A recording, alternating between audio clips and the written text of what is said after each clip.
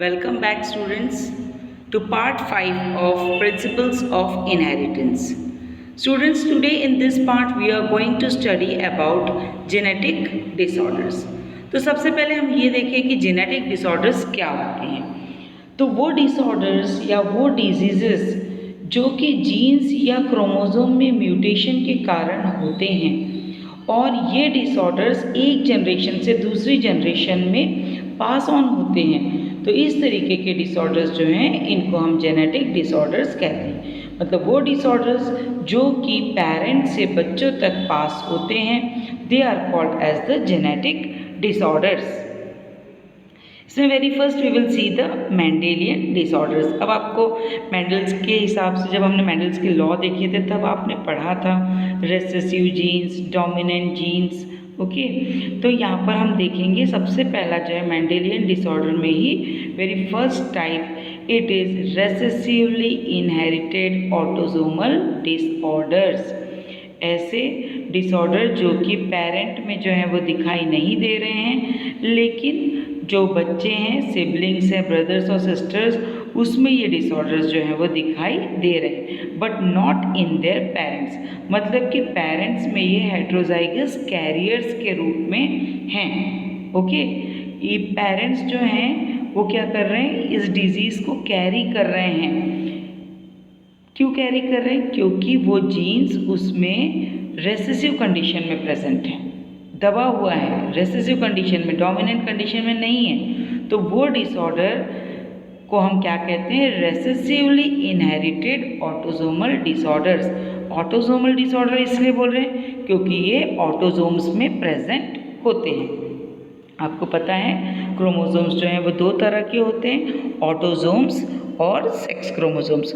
Autosomes जो होते हैं उसको हम 22 पेयर्स होते हैं, और जो सेक्स क्रोमोसोम्स होते हैं वो 2 पेयर्स होते हैं। तो यहाँ पर हम देख रहे हैं कि recessively inherited autosomal disorders, so a characteristic feature of such disorder. तो इस तरीके के जो डिसऑर्डर्स होते हैं, ये डिसऑर्डर्स जो हैं they are found in the siblings but not in their parents, as the parents are heterozygous carrier for the disease.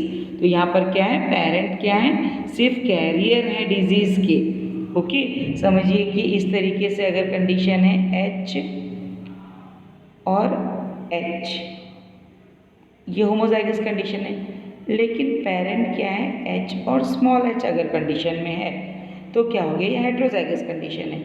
लेकिन ये क्या कर रहा है, ये डिजीज़ को अपने आगे की जनरेशन में ये पास ऑन करता है। तो ये डिजीज़ जो है इनकी प्रोजेनी या इनके बच्चों में दिखाई देती है, पेरेंट्स में ये दिखाई नहीं देती है, right. So this type of Mendelian disorder, it is called as recessively inherited autosomal disorders. इसका बहुत अच्छा एग्जाम्पल है which we are going to study now, that is sickle cell anemia. What it is? It is sickle cell anemia. तो this is a autosome linked recessive disorder. देखिए ये एक बहुत important यहाँ पर क्वेश्चन के रूप में आता है कई बार।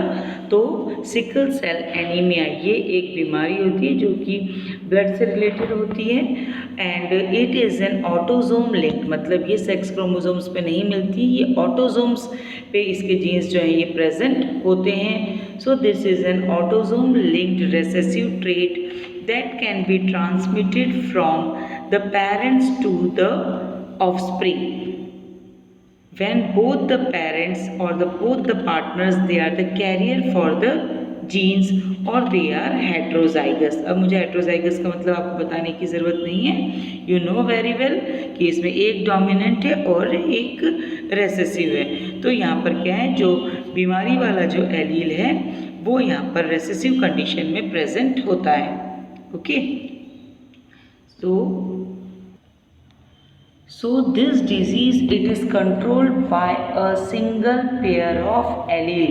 सिर्फ एक जो एलील है HBA और HBS, यही क्या कर रहा है, इसको कंट्रोल कर रहा है।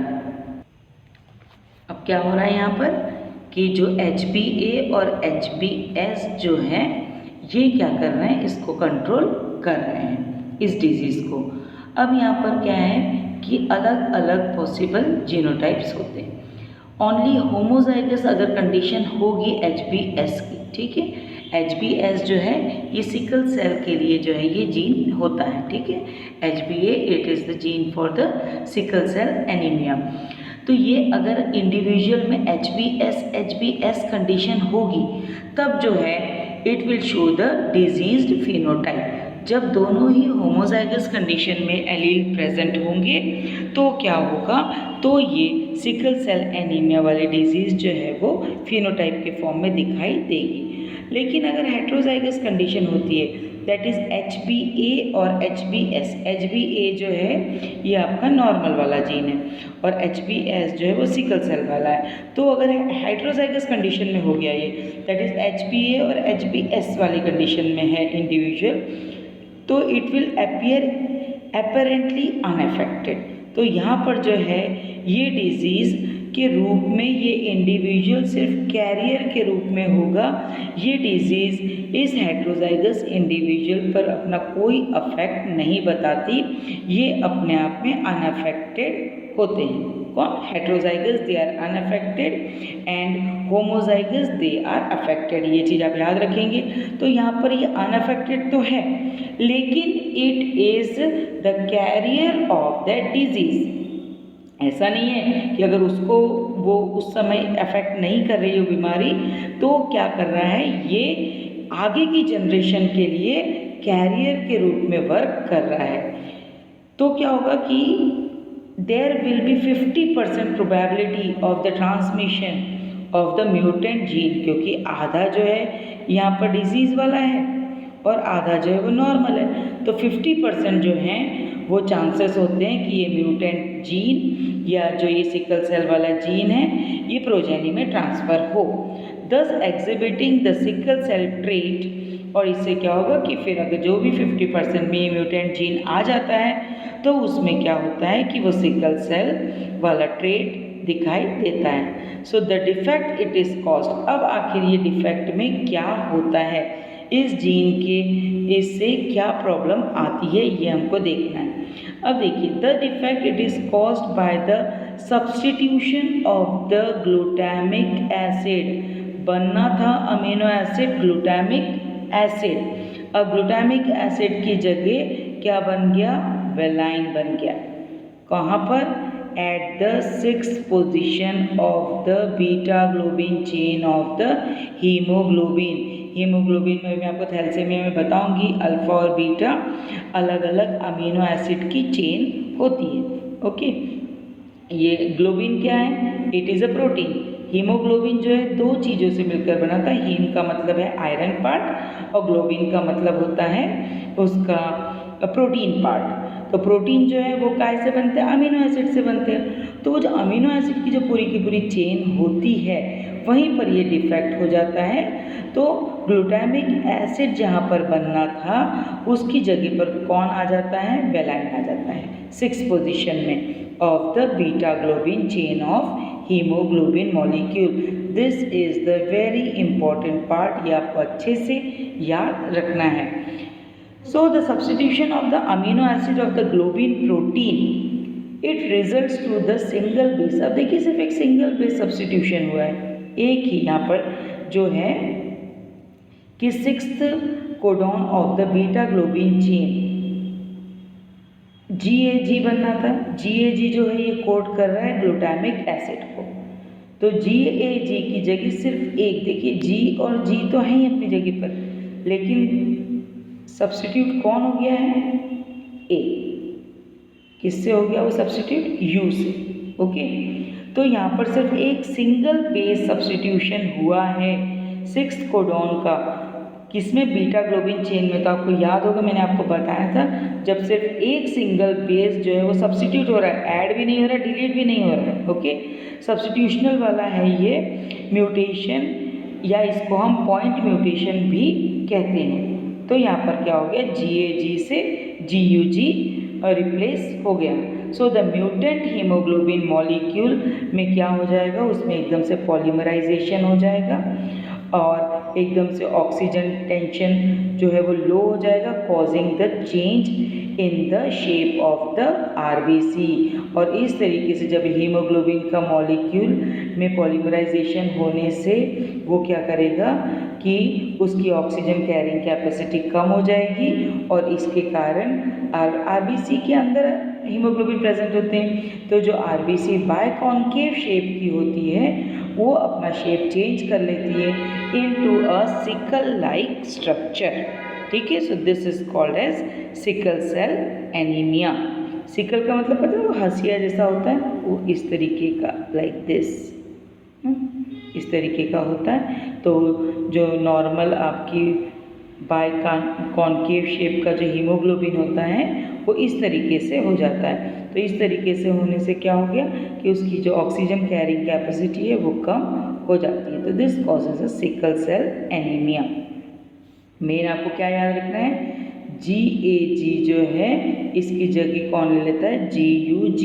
सिर्फ एक सिंगल बेस पेयर का सब्स्टिट्यूशन हो रहा है, that is why it is called as the point mutation. A की जगह किसने ले ली, यू ने ले। This is called as sickle cell anaemia. आप देख सकते हैं ये नॉर्मल HbA जीन है। ठीक है, ये देखिए नॉर्मल बायकॉन्केव शेप के आपको आरबीसी दिखाई दे रहे हैं। इस कंडीशन में क्या है, GAG जो है mRNA वो कोड कर रहा है ग्लूटामिक एसिड को 6th पोजीशन पे। तो ये 6th कोडॉन है। ओके, मैसेंजर RNA का 6th कोडॉन है GAG, जिससे कि ग्लूटामिक एसिड का फॉर्मेशन हो रहा है।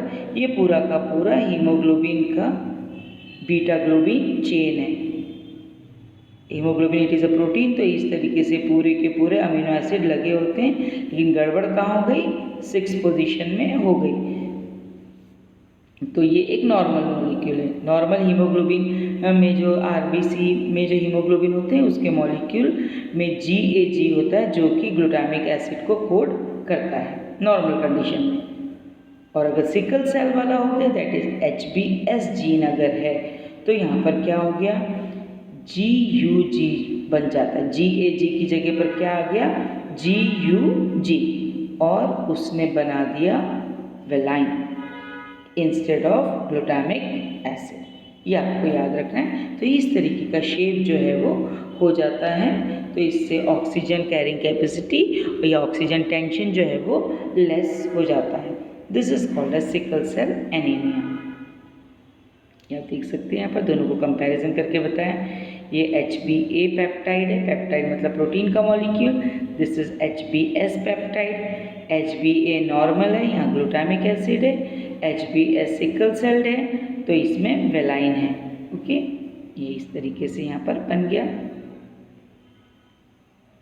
नाउ नेक्स्ट डिजीज या जेनेटिक डिसऑर्डर, इट इज़ जो कि रिसेसिव वाला है, जिसमें कि पेरेंट्स में जो है ये दिखाई नहीं देगा, लेकिन उसके आगे की प्रोजेनी में ये बीमारी दिखाई देती है। तो next example which we are seeing over here, that is phenylketonuria. Phenylketonuria, ये सब अच्छे से याद रखिएगा बच्चों। इसको एक बार अगर आप अच्छे से ध्यान से पढ़ लेंगे तो आपको ये अच्छे से याद हो जाएगा। और कोई भी चीज़ से डरने की ज़रूरत नहीं है। धीरे धीरे जब आप चीज़ों को पढ़ेंगे कंटिन्यूटी के साथ, ऐसा नहीं कि आज ये वीडियो देख लें कल हम चौथा वीडियो देख लें, तो it will not be very clear. सारे कॉन्सेप्ट्स आपको क्लियर नहीं होंगे। उसके लिए क्या होगा कि आपको स्टेप बाय स्टेप चलना पड़ेगा, जिससे कि अगर आपने यहाँ पर पहले वाला रेसेसिव या डोमिनेंट नहीं पढ़ा होता तो आप वहाँ पर सिकल सेल एनीमिया में रेसेसिव जीन और डोमिनेंट जीन के बारे में नहीं समझ पाते। तो इसीलिए गो स्टेप बाय स्टेप, कोई जल्दी नहीं। You are having sufficient time. अभी आप घर पे बैठे हैं, कोई स्कूल नहीं चल रहे हैं अभी आपके, लॉकडाउन पीरियड है। सेफ रहिए और अच्छे से पढ़ाई करिए।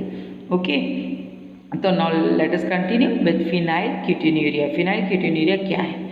This inborn error of metabolism, it is also inherited as the autosomal recessive trait. ये भी जो अगर बच्चों में ये बीमारी आती है तो ये इनहेरिट होती है उसके पेरेंट से। उसके कोई ना कोई ऑटोसोम में रेसेसिवली ये ट्रेट प्रेजेंट था, जो कि पेरेंट में दिखाई नहीं दे रहा है, और लेकिन जो उसके ऑफस्प्रिंग्स हैं या जो भी अफेक्टेड इंडिविजुअल्स होंगे उसमें ये बीमारी होती है। अब व्हाट हैपन्स एग्जैक्टली इन फिनाइलकीटोन्यूरिया, इसके कैरेक्टरिस्टिक्स क्या हैं? तो जो अफेक्टेड इंडिविजुअल होता है इस बीमारी से, दे लैक एन एंजाइम, एक एंजाइम जो है वो नहीं होता है इसमें। जो कौन सा एंजाइम नहीं होता है? वो एंजाइम जो कि अमीनो एसिड फिनाइल एलेनाइन को टायरोसिन में कन्वर्ट करता है। कौन सा एंजाइम नहीं होता है इसमें? इसमें वो एंजाइम नहीं होता है जो कि अमीनो एसिड फिनाइल एलेनाइन को टायरोसिन में कन्वर्ट करता है। ठीक है, जब टायरोसिन में कन्वर्ट नहीं हो पाता है क्योंकि वो एंजाइम नहीं है, तो क्या होगा? फिनाइल एलेनाइन जब टायरोसिन में कन्वर्ट नहीं हो पाएगा तो क्या होगा? फिनाइल एलेनाइन का कंसंट्रेशन बढ़ने लगेगा।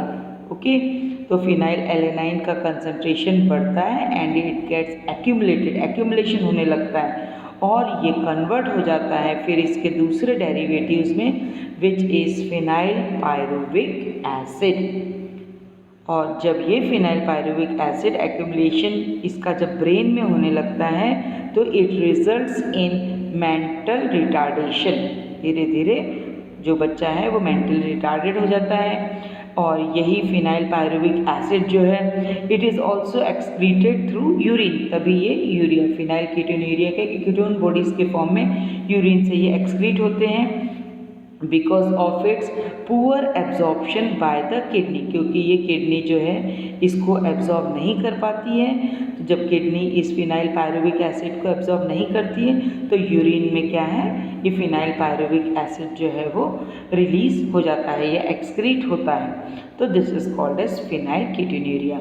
ये आप अच्छे से याद रखिए, कोई बड़ी बात नहीं है, ईजिली आप इसको देखिए अच्छे से। द अफेक्टेड इंडिविजुअल में एक एंजाइम नहीं है जो कि एक अमीनो एसिड है फिनाइल एलेनाइन, उसको वो टायरोसिन में कन्वर्ट नहीं कर पा रहा है। जब फिनाइल एलेनाइन टायरोसिन में कन्वर्ट कर नहीं पा रहा है because of the lack of the enzyme, तो क्या होगा?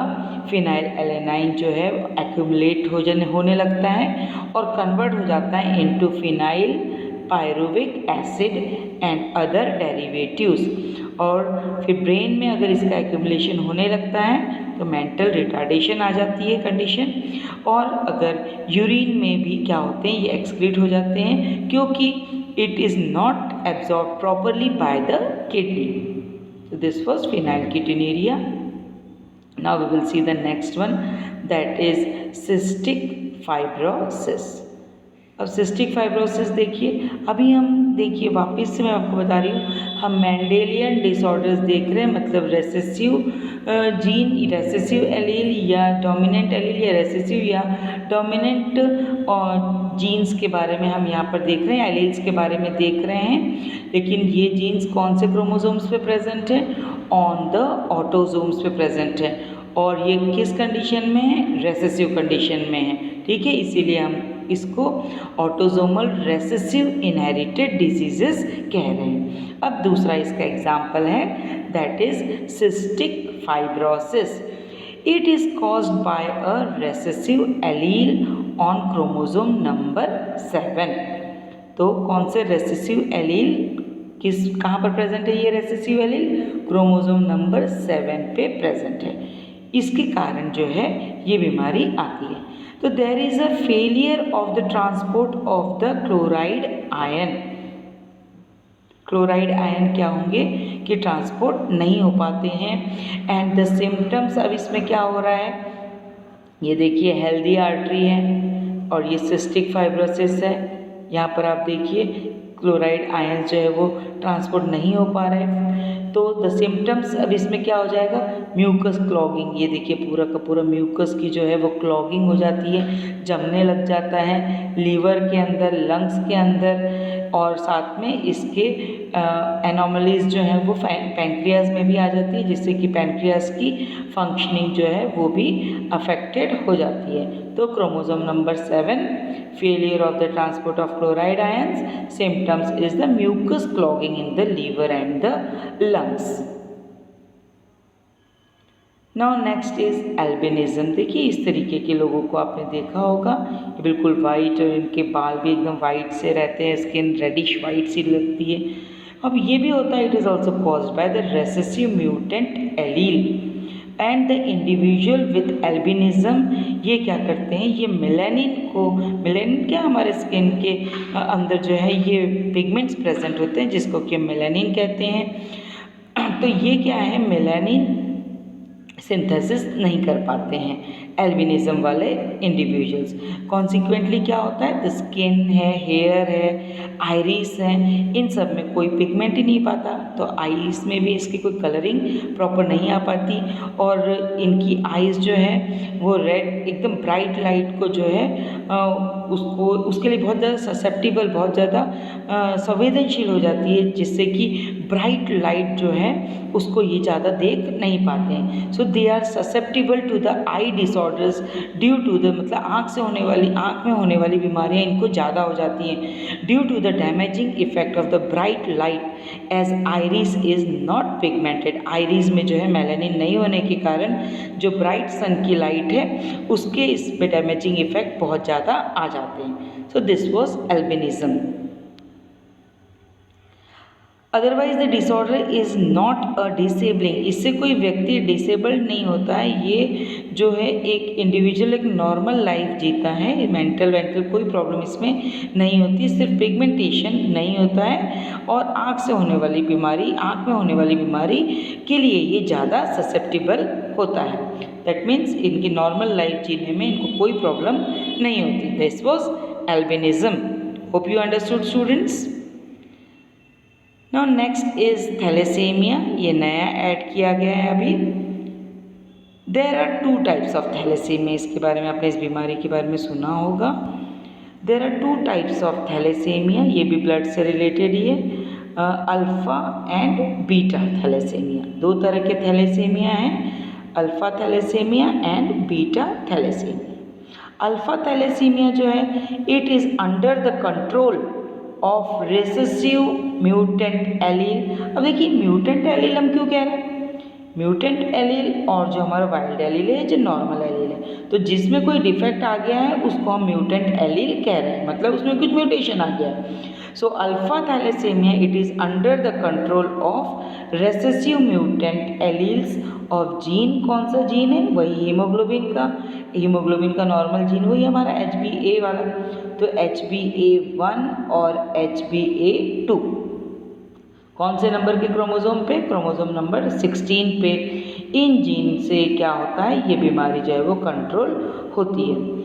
सो alpha thalassaemia it is under the control of recessive mutant alleles of genes HbA1 and HbA2, ये दोनों एलील्स हैं on chromosome number 16। They control the synthesis of the alpha globins of the hemoglobin। मैंने आपसे कहा था haemoglobin में दो तरह की अमीनो एसिड की या ग्लोबिन चेन्स होती हैं जिसको कि हम अल्फ़ा और बीटा चेन्स कहते हैं।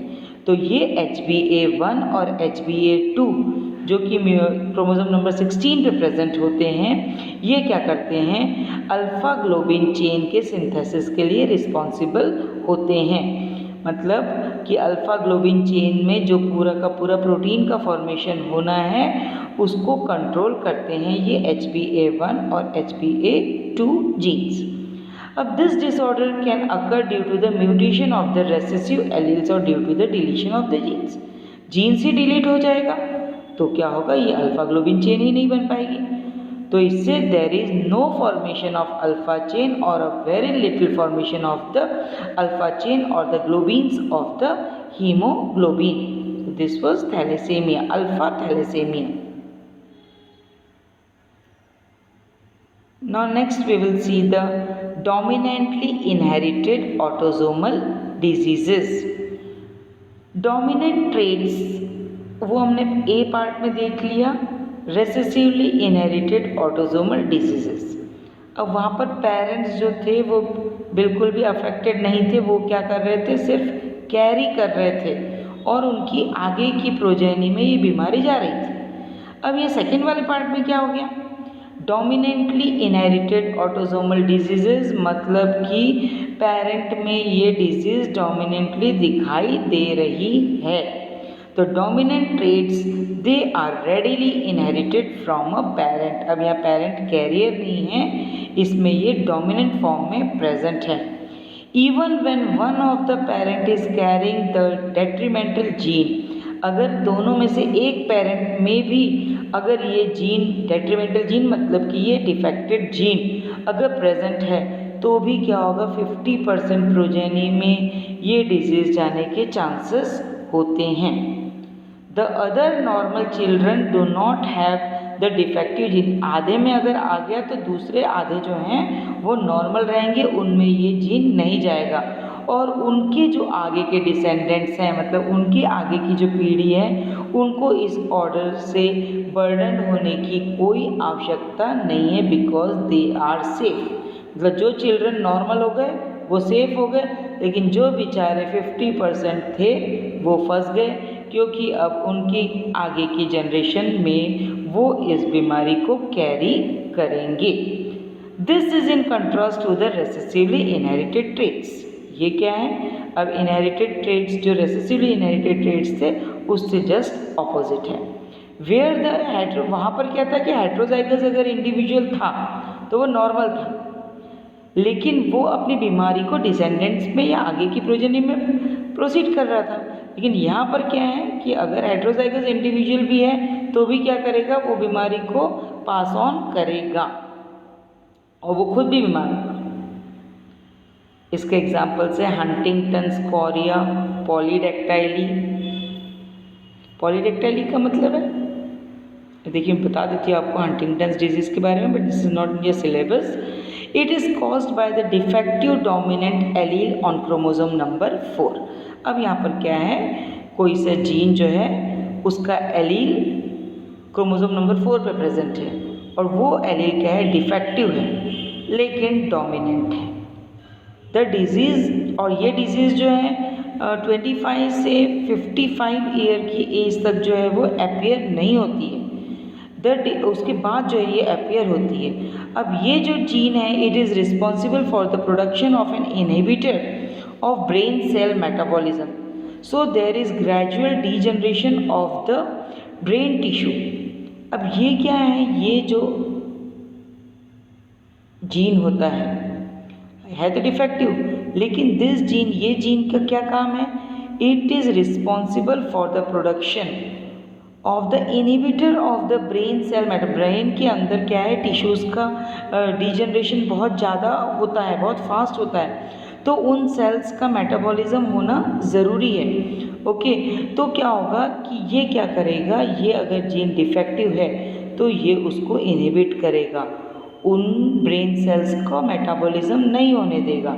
सो there is a gradual degeneration of the brain tissue around the middle age. और मिडिल एज में हम देखते हैं कि एकदम से याददाश्त कमज़ोर होने लगती है, इंसान का सोचने समझने की शक्ति थोड़ी कम होने लगती है around the middle age. And it is characterised by the disorder muscle movement, mental deterioration, एकदम से दिमाग से इंसान थोड़ा सा इतना फास्ट नहीं रहता जैसे कि यंग लोग रहते हैं, मसल मूवमेंट भी उतने अच्छे से डिसऑर्डर की तरह ही होता है, मतलब इतने अच्छे से मसल मूवमेंट भी नहीं हो पाता है। तो ये क्या बोल रहे हैं कि ऐसा नहीं है कि आगे की जनरेशन में शो हो रहा है, यहाँ पर क्या बोल रहे हैं, इसी व्यक्ति को ये बीमारी जो है 55 की एज के बाद होगी।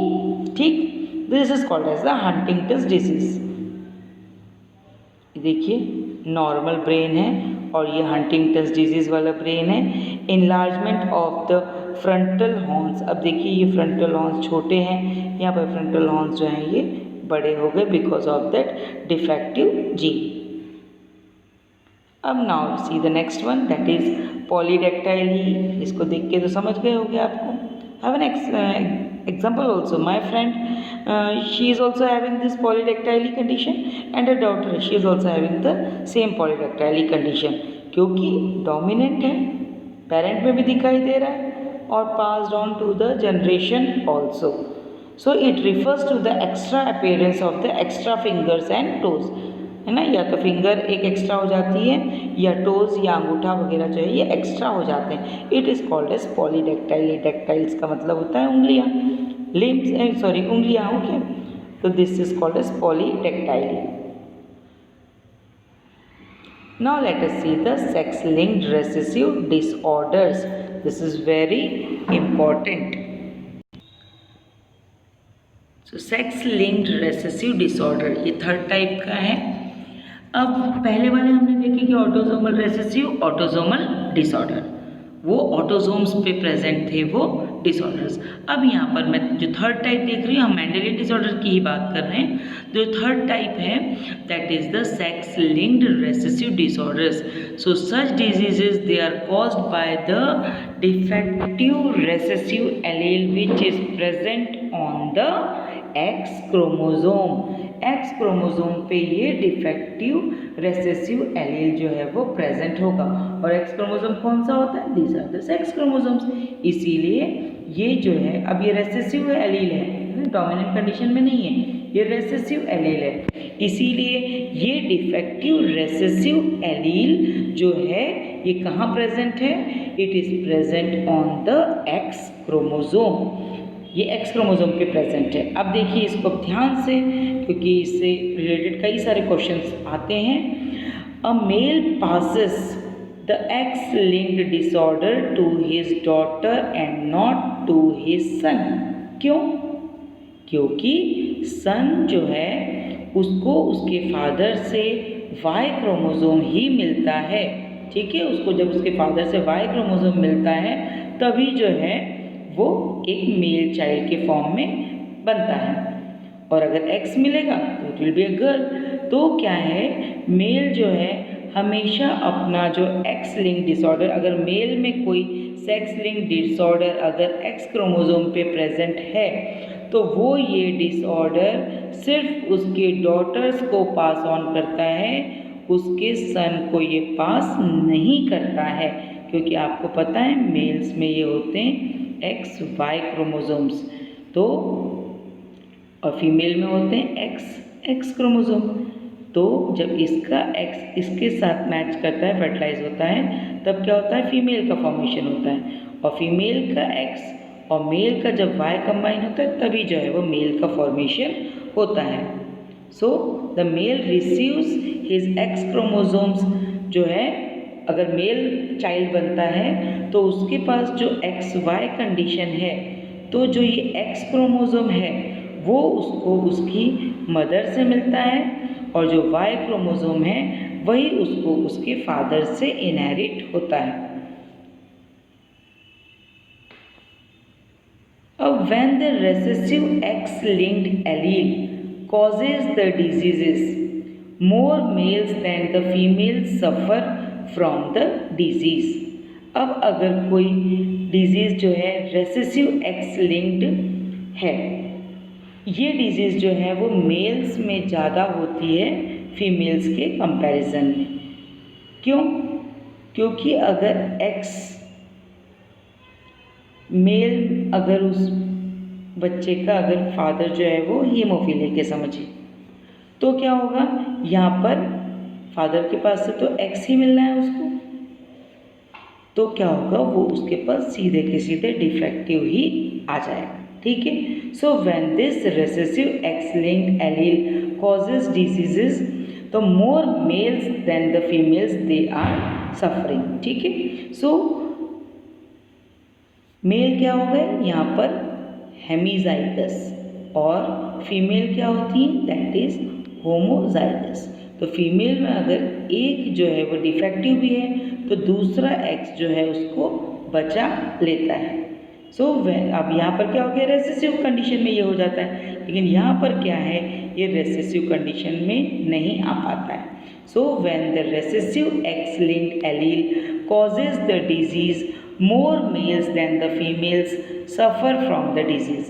It is because the male is hemizygous and has one allele of gene of the X chromosome, while the Y chromosome does not have the corresponding allele.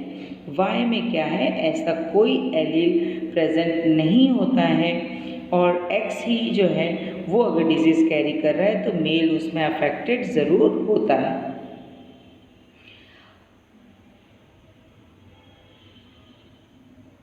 ना यहाँ पर मैं हीमोफीलिया का एग्जाम्पल लेकर आपको बताऊंगी। हीमोफीलिया क्या है? Haemophilia this is a sex linked recessive disorder. Sex chromosome पे प्रेजेंट है, इसीलिए we are calling it as the sex linked recessive disease which shows its transmission from unaffected carrier female to some of the, देखिए पूरे में भी नहीं जाएगा क्योंकि मेल का जो एक एक्स है यहाँ पर जो है उसकी अगर वो डॉटर्स को मिलता है तो क्या होगा, वो डॉटर्स जो हैं वो नॉर्मल होंगी, कैरियर्स होंगी लेकिन नॉर्मल होंगी। तो इसीलिए क्या है कि कुछ मेल चाइल्ड को क्या होगा, ये अफेक्टेड करेगा। सो हीमोफीलिया क्या है, it is a sex linked disease which shows it's transmission from unaffected carrier female. Unaffected carrier female का मतलब हो गया, अगर फीमेल है तो उसके क्रोमोसोम ऐसे होते हैं, अनअफेक्टेड बोल रहे हैं कि मतलब वो कैरियर है, तो अगर कैरियर है तो हम उसको लिखेंगे एक्स, उसके ऊपर एक एच होगा, मतलब एक क्रोमोसोम जो है वो इसमें डिफेक्टिव है, लेकिन दूसरे क्रोमोसोम के कारण क्या होगा, ये फीमेल खुद में क्या होगी, अनअफेक्टेड होगी। और किस कंडीशन में होगी, कैरियर के कंडीशन में। इसको उस हीमोफीलिया का कोई नुकसान नहीं होगा, लेकिन आगे की जो इसकी जनरेशन है उसमें क्या होगा, कुछ जो सन हैं उनमें क्या होगा, ये बीमारी जाएगी। जैसे इस एक्स से दो तरह के गैमेट बनेंगे, एक बनेगा एक्स एच और एक बनेगा एक्स। और हमने ये देखा कि जो सन होता है उसमें जो एक्स क्रोमोसोम है वो उसकी मदर से ही आता है। तो कुछ सन में अगर ये चला गया तो वो अफेक्टेड हो जाएंगे, कुछ में ये चले गए तो वो प्रोजेनी कैसी हो जाएगी, नॉर्मल हो जाएगी। So due to this it is an unaffected. और इस बीमारी में क्या होता है कि किसी भी व्यक्ति जो है उसके अंदर जो ब्लड की क्लॉटिंग के लिए जो प्रोटीन प्रेजेंट होता है वो नहीं बनता है। ड्यू टू दिस क्या होता है, जो भी अफेक्टेड इंडिविजुअल होता है उसमें अगर सिंपल सा भी कट लग जाता है तो उससे नॉन स्टॉप ब्लीडिंग होती है। And the heterozygous female is the carrier for the hemophilia and they may transmit the disease to the son. The possibility of the female for becoming और फीमेल hemophilic होने के chances बहुत कम होते हैं जब तक फीमेल जो है उसमें दोनों ही जो है इस तरीके की कंडीशन नहीं हो जाएगी, तब तक जो है वो हीमोफिलिक नहीं होती और ये कंडीशन बहुत रेयर होती है। So the possibility of the female becoming a haemophilic it is extremely rare because mother of such a female has to be at least a carrier and the father should be haemophilic. तो इस तरीके की female अगर है जिसमें कि X H और X H condition है तो उसके फादर को क्या, क्योंकि उसके फादर से मिला उसको एक एक्स, तो उसके फादर को क्या होना चाहिए, ऐसा होना चाहिए, मतलब हीमोफिलिक होना चाहिए। और उसकी जो मदर है, इसकी जो मदर है इसको क्या होना चाहिए, इसको कैरियर होना चाहिए होगा। ठीक है, तो इस तरीके से अगर मदर होगी तो वहाँ पर जो है फीमेल में चांसेस होने के ज़्यादा चांस होते हैं।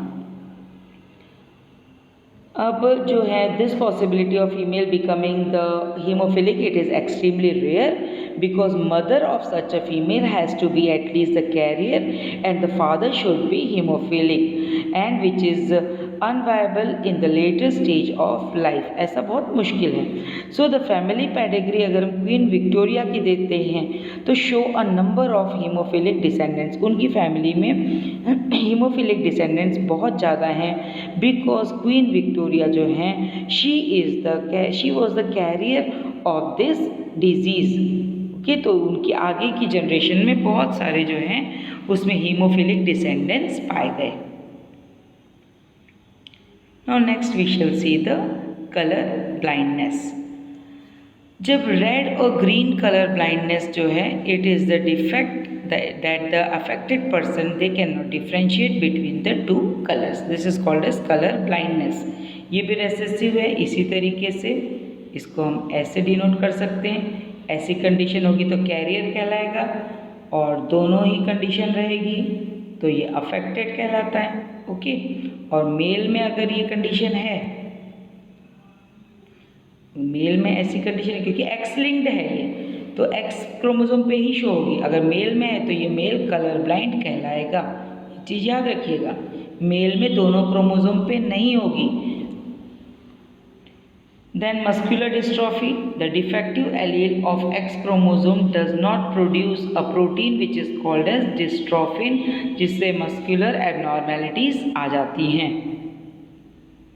तो degeneration of the muscle makes the person an invalid। काफ़ी अर्ली स्टेज में क्या हो जाता है, उसके मसल्स जो है वो डिजेनरेट होने लगती, ख़त्म होने लगती हैं, और 20 ईयर्स की एज तक क्या होता है, इस पर्सन की डेथ तक हो जाती है। नाउ जैसे हमने पहले जेनेटिक डिसऑर्डर्स देखा, उसमें हमने रेसेसिव एलील्स हैं, डोमिनेंट एलील्स हैं, और सेक्स लिंक्ड जो एलील्स हैं, रेसेसिव और डोमिनेंट इसमें आपके सिलेबस में नहीं है। रेसेसिव एलील्स हमने सेक्स लिंक्ड वाले भी देख लिए। Now we will see the chromosomal disorders. अब हम देखेंगे पूरे के पूरे क्रोमोसोम में ही एबनॉर्मेलिटी या डिसऑर्डर अगर होता है तो they are called as the chromosomal disorders. So the chromosomal disorders on the other hand they are caused due to the absence or the excess or abnormal arrangement of one or more chromosome।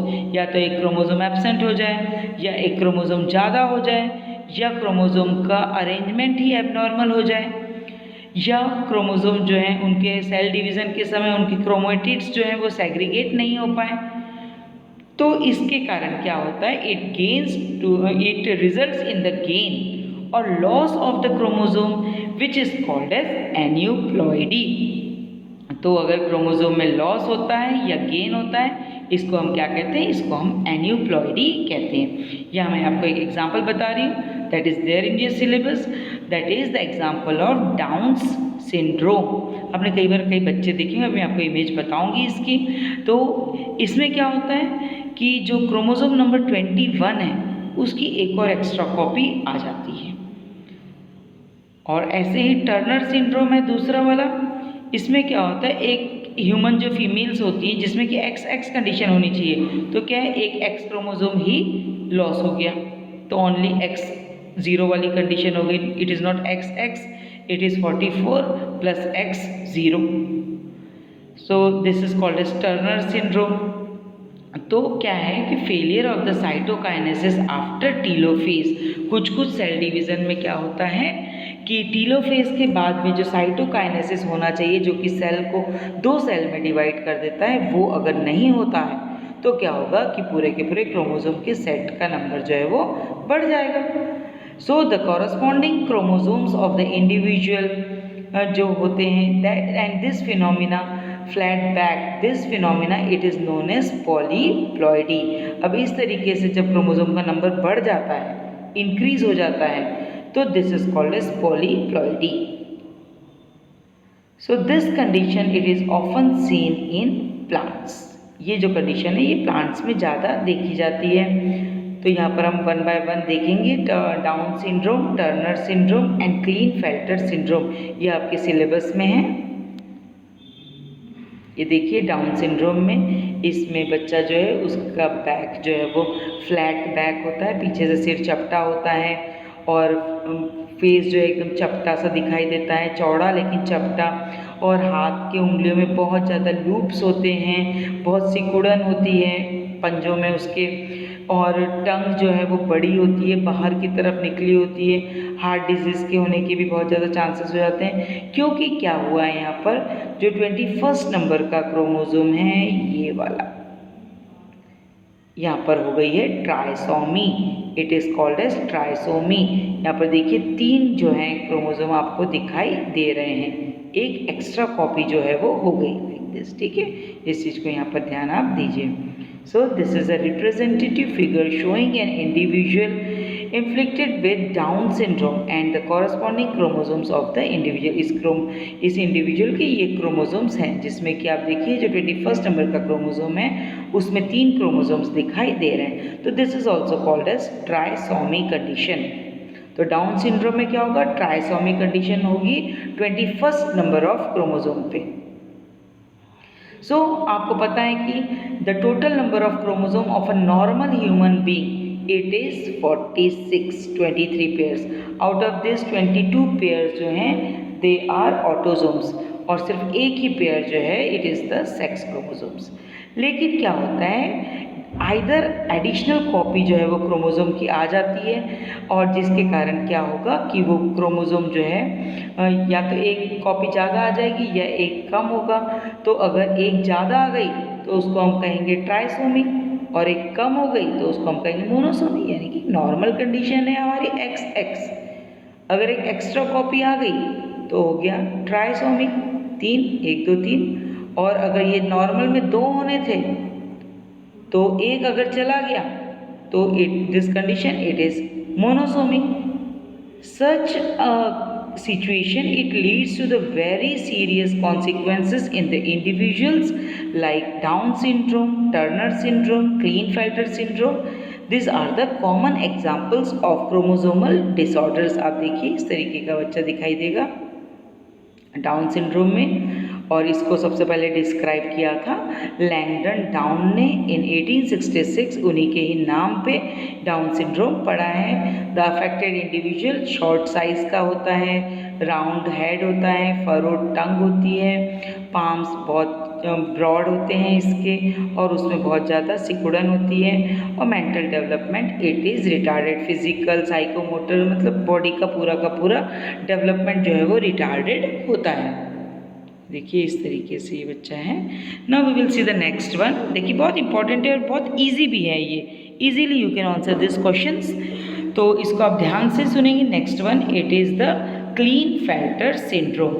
This genetic disorder it is also caused due to the presence of an additional copy. अब देखिए यहाँ पर gain हो गया additional copy of the X chromosome. अब यहाँ पर वहाँ पर डाउन सिंड्रोम में तो 21st क्रोमोसोम ऑटोसोम का था, अब यहाँ पर क्या हो गया है कि सेक्स क्रोमोसोम में ही एक एक्स क्रोमोसोम जो है वो बढ़ गया। नॉर्मल कंडीशन में आपका क्या था, इट वॉज 46। नॉर्मल कंडीशन आपको 46 होता है, जिसमें कि 22 जो है आपके ऑटोसोम है और एक पेयर जो है आपकी दैट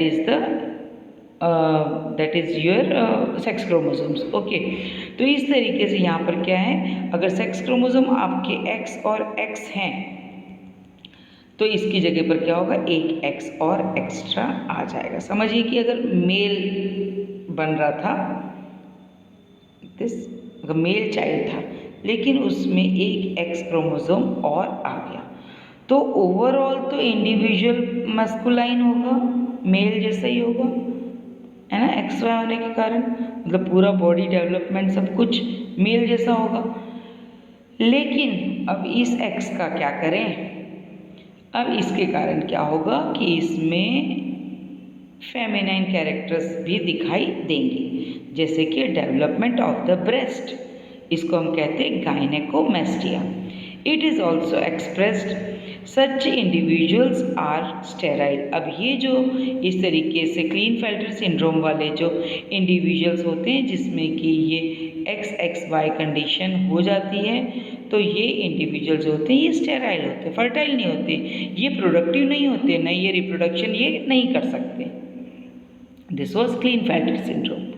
ये क्लीनफेल्टर सिंड्रोम है, ये फीमेल की तरह इसमें ब्रेस्ट देखिए ज़्यादा डेवलप्ड है यहाँ पर।